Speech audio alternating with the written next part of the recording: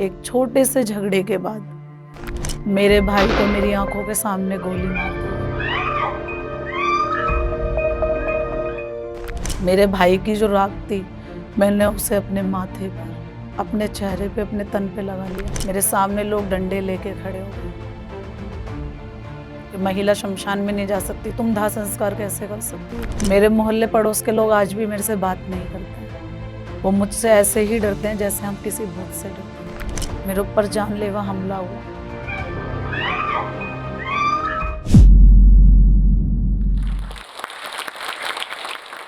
लड़की होकर अंतिम संस्कार करना या फिर लड़की होकर शमशानों में जाना, लड़की होकर मोर्चरीज में जाकर उस शव को लेकर शमशान तक आना। आज आप जो स्टॉक पर एक ऐसी कहानी को सुनने जा रहे हैं कि शायद आज आपका मन विचलित हो जाए कि शायद ये ऐसी कहानी ना आपने कभी सुनी होगी और शायद ना ही देखी होगी। मेरा नाम पूजा शर्मा है। मैं दिल्ली की रहने वाली हूँ। मैं ऐसे लावारिस शव जिनकी कोई पहचान नहीं हो पाती है या वो लोग जिनका इस दुनिया में कोई नहीं होता, मैं उनका अपने हाथों से दाह संस्कार करती हूँ। मैं हमेशा से ऐसी नहीं रही हूँ। मैं भी वही लड़की थी जो छिपकली और कॉकरोचों से डरा करती थी। मैं वही लड़की हूँ जो शायद कभी अकेले सोई भी नहीं अपनी माँ के बिना। लेकिन 2019 मेरे परिवार का वो काला दिन जिसको शायद हम कभी भूल ना पाए। शायद अब मुझे नहीं पता कि आप मेरा वो दर्द समझ पाएँगे या नहीं, लेकिन मेरा दर्द हर वो औलाद समझेगी जिसके पीछे माँ का साया नहीं है। 2019 में मैंने ब्रेन हैमरेज के कारण अपनी मम्मी को खोया। अभी मैं और मेरा परिवार उस दर्द से निकल ही रहे थे कि 2022 वो 13 मार्च हमारी ज़िंदगी में एक ऐसा भूचाल लेकर आया जिसने मेरी और मेरे परिवार की ज़िंदगी बदल के रख दी। 13 मार्च 2022 जब मैंने अपने बड़े भाई को खोया। एक छोटे से झगड़े के बाद मेरे भाई को मेरी आँखों के सामने गोली मार दी गई।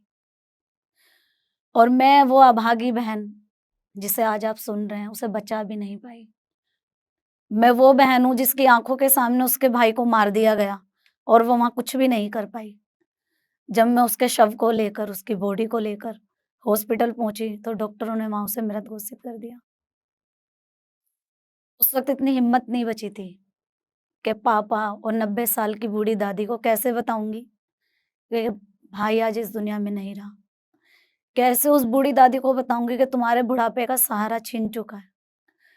उन कंधों को कैसे बताऊँगी कि जिसके कंधे पे सवार होके तुम्हें शमशान तक जाना था, आज वो बेटा तुम्हें छोड़ के जा चुका है। अपने भाई के शव को मैं हॉस्पिटल में छोड़ के और जहाँ उसका मर्डर हुआ था, मैं वहाँ आ गई। सच बताऊँ तो हिम्मत नहीं बची थी कि मैं अपनी 90 साल की बूढ़ी दादी और उस पिता को कैसे बताऊँगी कि उनका बुढ़ापे का सहारा छीन चुका है। भाई की हत्या एरिया में हुई थी जहाँ हम रहते थे, वहाँ से कुछ दूरी पे। लोगों को इस बात का पता चल चुका था। इस बात की सूचना मेरे पिता को मिली। वो ये सदमा बर्दाश्त नहीं कर पाए और कोमा में चले गए। जब मेरे भाई का शव 14 मार्च 2022 को मेरे घर आया, तो मेरे घर में कोई मर्द नहीं था उसका दाह संस्कार करने के लिए। मोहल्ले पड़ोस के लोगों ने बोला अंतिम संस्कार हम कर देंगे और मैं अपने आप से कुछ बातें उस वक़्त कर रही थी। मेरी आत्मा मुझे उस वक़्त झंझोड़ रही थी कि ये लोग मेरे भाई का अंतिम संस्कार क्यों करेंगे? मैं क्यों नहीं कर सकती? उस वक़्त मैंने एक फैसला लिया और मैंने उन सभी को ना कर दिया और मैंने अपने भाई को कंधा दिया और अपने हाथों से उसका दाह संस्कार किया। जब मैं अपने भाई की अस्थियों को लेने शमशान में पहुँची, 15 मार्च 2022, मैं 2 दिन से रोई नहीं थी, क्योंकि मेरे मन में ये कश्मकश थी कि मैं अपना परिवार कैसे चलाऊँगी? मैं अपनी दादी को कैसे देखूँगी?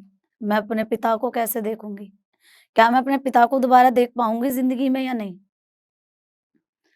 मैंने सामने देखा, जब मैंने शमशान में पैर रखा, तो शिवलिंग बनी हुई है, शिव का मंदिर था। मैं शिव को पकड़ के, उस शिवलिंग को पकड़ के ज़ोर-ज़ोर से रोने लगी और शिकायतें करने लगी कि बाबा मेरे परिवार ने ऐसा कौन-सा गुनाह किया था कि आपने मेरी मम्मी को छीन लिया? आपने मेरे भाई को छीन लिया। मेरे पिता कोमा में, मुझे नहीं पता कि मैं दोबारा इस जीवन में उन्हें देख पाऊँगी या नहीं। और मुझे आज तक नहीं पता है कि उस वक़्त मुझे क्या हुआ था। मैं उस शिवलिंग से उठी और सीधे अपने भाई की चिता पे चली गई। मेरे भाई की जो राख थी, मैंने उसे अपने माथे पर, अपने चेहरे पे, अपने तन पे लगा लिया। जिस वक़्त मैं ये कर रही थी, वहाँ पे एक पंडित जी थे, जिन्होंने इस डर से कि ये लड़की क्या कर रही है, कभी उन्होंने शायद ऐसा दृश्य नहीं देखा था कि एक जीता-जागता इंसान, वो भी एक महिला और एक मृत व्यक्ति की राख को अपने तन से लगा रही थी। उन्होंने दुर्घटना सोचते हुए उसकी वीडियो बना ली और उस वक़्त मैं एक प्रण ले रही थी, वो प्रण ये था कि आज के बाद दिल्ली शहर या जहाँ तक पूजा शर्मा जा पाएगी, वहाँ कोई भी शव लावारिस नहीं रहेगा। क्योंकि मन में और दिल और दिमाग में एक बात बहुत गहरा असर कर चुकी थी, वो ये थी कि अगर भाई की हत्या एरिये में ना हुई होती, तो शायद मैं वो हिम्मत कभी जुटा नहीं पाती कि मैं दादी या पापा को ये बता पाती कि भाई इस दुनिया में नहीं रहा और मेरे भाई को ऐसे ही लवारिसों में जला देते। इस सेवा की शुरुआत कोई बहुत ही मजबूर लड़की से नहीं हुई थी कि वो लड़की बहुत मजबूत रही होगी, जिसने इस सेवा की शुरुआत करी, नहीं। वो एक टूटी हुई बहन ने शुरुआत की थी, जिसके भाई को उसकी आँखों के सामने मौत के घाट उतार दिया गया, वो भी बिना किसी कसूर के। उस दिन इस सेवा की शुरुआत हुई। ये राह आसान नहीं थी और मैं आपको इस सेवा से पहले की पूजा से मिलवाना चाहती हूँ। मैं हमेशा से ऐसी नहीं थी। मेरा सपना जज बनने का था। मैंने बीएसडब्ल्यू और एमएसडब्ल्यू किया हुआ है। एचआईवी एड्स पे मेरा फैमिली एजुकेशन पे डिप्लोमा कोर्स रहा है। इसके अलावा मैंने एलएलबी की हुई है। मेरा 7 साल का रिश्ता था, मेरा प्यार। मेरा रिश्ता एक एनएसजी कमांडो से पक्का था।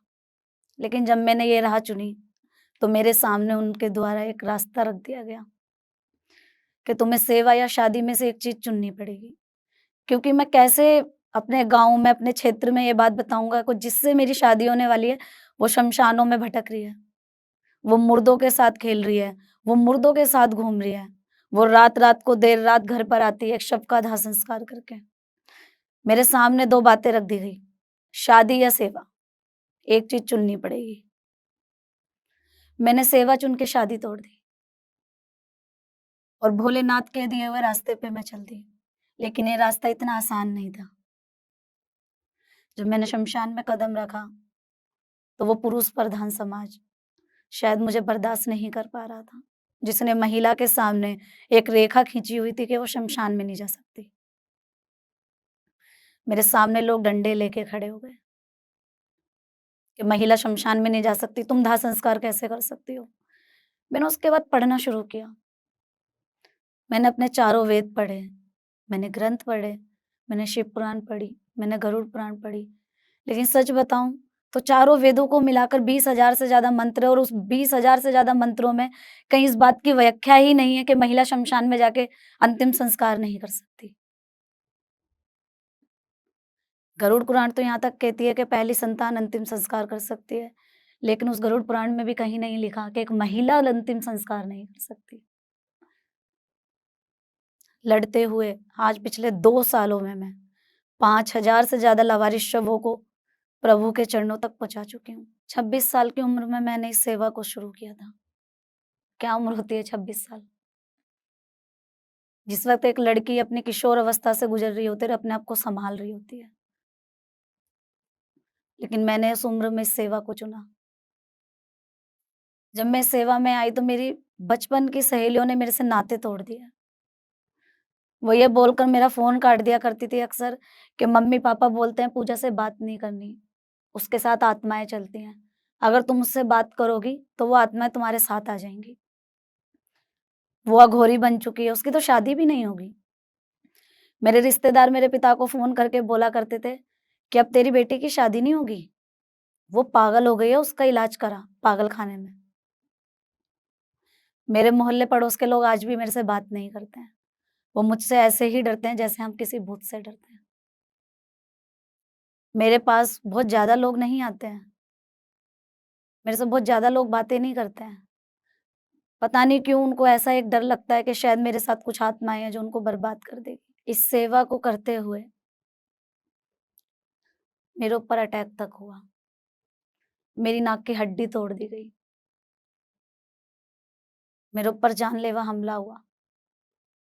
वो पुरुष प्रधान समाज वो चीज़ें बर्दाश्त ही नहीं कर पा रहा था, जो एक महिला ने वो जंजीरें तोड़ दी थी। लोग कहते हैं भगवान नहीं है, लेकिन मैं आपके सामने एक जीता जागता ऐसा उदाहरण हूँ, जो कहता है भगवान है। अगर आप एक सच्चे रास्ते पे चलते हैं, तो वो आपको सपोर्ट ज़रूर करता है, वो आपका साथ ज़रूर देता है। जब डॉक्टरों ने मेरे पिता को ये बोलकर नकार दिया था कि अब ये बच नहीं सकते, उस वक़्त एक जादू हुआ। वो ये था कि मेरे पापा 2 महीने के अंदर कोमा से बाहर आ गए। जिन डॉक्टरों ने ये बोल दिया था कि ये बचेंगे नहीं, वो डॉक्टर हैरान थे कि एक इंसान मौत के मुँह से कैसे वापस आ सकता है। लेकिन सच बताऊँ तो ये सब शिव की लीला थी, क्योंकि मैंने उनसे माँगा था कि बाबा अब कोई दर्द दिया तो शायद जुड़ नहीं पाऊँगी। शायद ये उन लवारिस शवों की दुआ थी, जिनको मैं प्रभु के चरणों तक नियम अनुसार पहुँचा रही थी। शायद ये उन बेसहारा लोगों की दुआ थी, जिनको मैंने दफ़न किया था। उन लोगों की दुआ से मेरे पिता 2 महीने में कोमा से बाहर आए और आज मेरे पिता मेरा इसमें सहयोग करते हैं, अपनी सैलरी का कुछ हिस्सा मुझे देते हैं। मेरी दादी, जो कि एक शहीद फौजी की पत्नी हैं, वो अपनी पेंशन का पूरा हिस्सा मुझे इस सेवा के लिए देती है, जिससे मैं ये सेवा करती हूँ। एक वाक़या मुझे आज भी याद है। मैंने एक लड़के का अंतिम संस्कार किया था। वो एक लड़की से बहुत प्यार किया करता था, जिस वजह से उन्होंने फांसी लगा ली थी। उसके माँ-बाप नहीं थे, 3 बहनें थीं। लेकिन उन तीनों बहनों ने उसका शव ये लेने से इनकार कर दिया कि इसने आज तक हमारे लिए करा ही क्या है। मैंने उस लड़के का अपने हाथों से दाह संस्कार किया था और मैं 3-4 महीने तक उसकी अस्थियों को रख के भूल गई थी। एक दिन मुझे सपना आता है, दीदी क्या मुझे लेके नहीं जाओगी? रात के तकरीबन ढाई या 3 बज रहे होंगे। मेरी आँख खुली और मैंने शमशान के पंडित जी को कॉल किया कि पंडित जी मैंने एक लड़के का दाह संस्कार किया था, उसकी अस्थियाँ कहाँ रखी हैं? तो उन्होंने बताया इस नंबर ट्रे में है। मैं दूसरे दिन उसकी अस्थियों को लेके गंगा मैया के चरणों तक गई हरिद्वार। बाकी लोग बोलते हैं कि भूत होते हैं, लेकिन मैंने आज तक नहीं देखे। लोग बोलते हैं कि आत्माएँ होती हैं, मैंने वो भी आज तक नहीं देखी। तो ये जो भ्रांताएँ हैं, जो कमियाँ हैं, जो समाज में फैली हुई हैं, उन सबको एक दरमियान कर दीजिए और इस सेवा में आगे बढ़ जाइए। जब मैं मृत व्यक्तियों की सेवा में गई, तो मैंने देखा कि जो जिंदा लोग हैं, वो उनसे भी बदतर ज़िंदगी जी रहे हैं। लोग कहते हैं कि महिलाओं की स्थिति सुधर गई है, लेकिन मैं कहती हूँ बिल्कुल भी नहीं। आज भी बलात्कार उतने ही हैं। आज भी घरेलू हिंसा उतनी ही है। आज भी हमारे समाज में अगर किसी महिला को एचआईवी हो जाए, तो हर रूप में उसको गलत समझा जाता है और बहुत से परिवार उन्हें घर से निकाल देते हैं। ऐसी महिलाएँ मेरे पास रहती हैं, क्योंकि मेरे पास माँ नहीं है और मैं उन माँओं का दर्द बहुत करीब से जान सकती हूँ। वो मेरे पास रहती हैं, मैं उन्हें ठीक ऐसे ही प्यार देती हूँ, जैसा प्यार हम अपनी माँ को या बहन को देते हैं। मेरे पास ऐसी महिलाएँ रहती हैं जिनके साथ रेप हुआ है। वो महिलाएँ जो एचआईवी पॉज़िटिव हैं और वो माएँ जिनके बच्चों ने उनको घर से निकाल दिया है। अगर मेरे से कोई पूछे कि मेरा आखिरी मैसेज क्या है, तो मैं यही बोलूँगी कि महिला जन्म से ही मजबूत होती हैं, उन्हें मजबूत होने की ज़रूरत नहीं है शारीरिक रूप से, लेकिन महिलाओं को मानसिक रूप से मजबूत होने की ज़रूरत है। उठो और शमशानों में जाओ, इस सेवा को आगे बढ़ाओ, इस जंजीरों को तोड़ दो और दिखा दो कि एक महिला मानसिक रूप से भी उतनी ही मजबूत है, जितनी वो शारीरिक रूप से मजबूत होकर और एक बच्चे को जन्म देती है। एक महिला कुछ भी कर सकती है। मैं जो स्टोक्स का धन्यवाद करना चाहूँगी कि वो अपने चैनल के ज़रिए ऐसे लोगों को आपके सामने लाते हैं जिनसे आपको प्रेरणा मिले, जिनमें से मैं भी एक हूँ। शायद मेरी इस सच्ची कहानी को सुनकर आपके अंदर भी थोड़ी हिम्मत आए, आप में भी वो ताकत आए कि दुनिया की हर चीज़ से हम लड़कर और आगे बढ़ सकें। जैसा कि मैंने आप सबको बताया कि मैं लवारिस शवों की सेवा करती हूँ और उनकी अस्थियों को गंगा मैया तक लेकर जाती हूँ। अगर कोई भी व्यक्ति या उसके आस-पास ऐसा कुछ भी होता है, कोई गरीब ऐसा जिसके पास दाह संस्कार के लिए पैसे नहीं है या कोई ऐसा लावारिस शव जिसको मेरे कंधे की ज़रूरत है, तो आप जो स्टॉक पर कमेंट कर सकते हैं और जो स्टॉक की जो टीम है वो आपको मुझसे कनेक्ट